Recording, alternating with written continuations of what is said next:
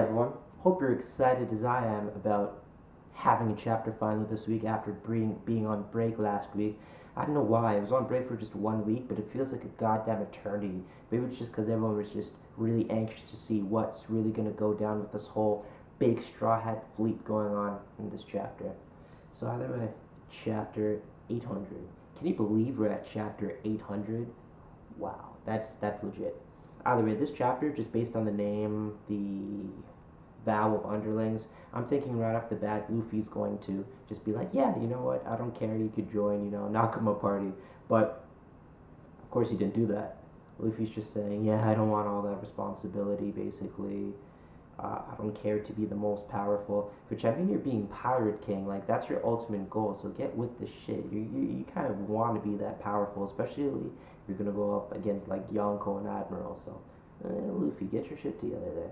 But, obviously, as the chapter progressed, based on the name, too, there's a little bit of foreshadowing that there might have been a little switch in his thinking there, because, basically, what happens next is that you find that some pirates are actually already on his ass, which brings me to the next point, that his bounty is supposedly 500 million. So that'd be 100 million raise, and 100 million is a lot.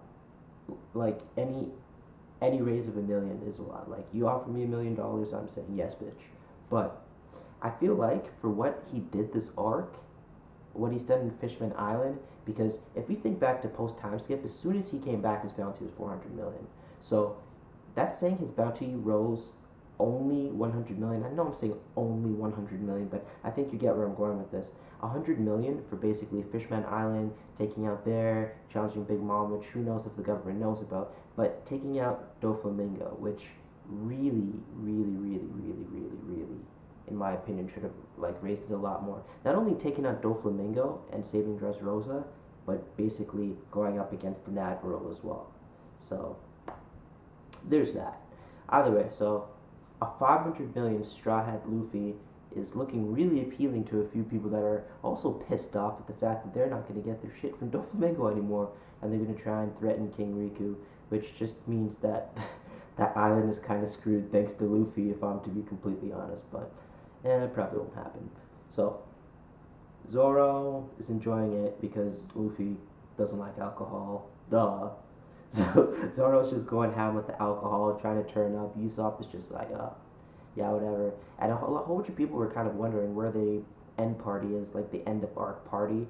And this chapter we had it, because right after everyone's coming after them, Fujitora actually did something a bit unexpected. I thought Fujitora decided not to turn a blind eye when he attacked Luffy, and I thought he would earnestly try and take the Straw Hats and their fleets down, but he's legitimately helping them a lot this arc.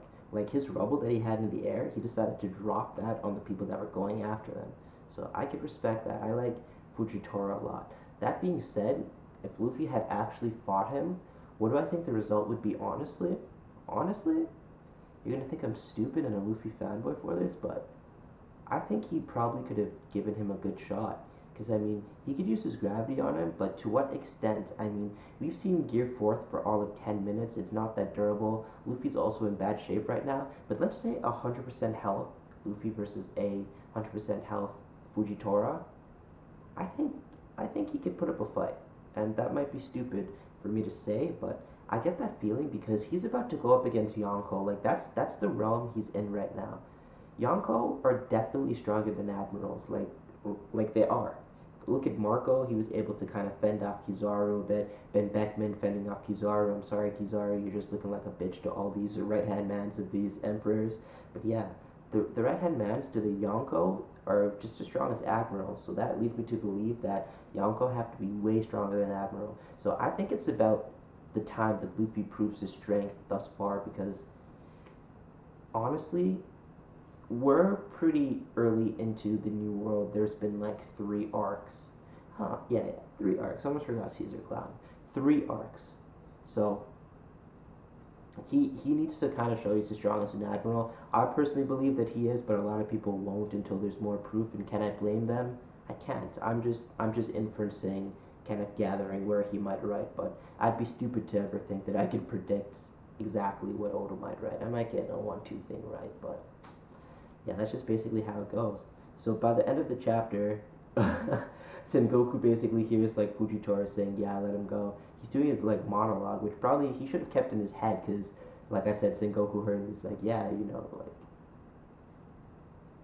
he fucked up," or he doesn't care. Sengoku's not really in charge of really being the main fleet admiral anymore. He's just kind of there, just like last chapter when he just kind of let Law go. Like he cares a bit, but people with the right spirit, he obviously lets off, like Law and Luffy. So that's cool as well. So by the end of the chapter, we have the fleets realizing that they don't actually need Luffy to agree, that they're just gonna follow him anyways. So badass, because I was legitimately thinking for a little bit that Luffy was just going to reject them. But now we officially have a Straw Hat pirate fleet of 5,600. Now that's some serious power. There is power in numbers.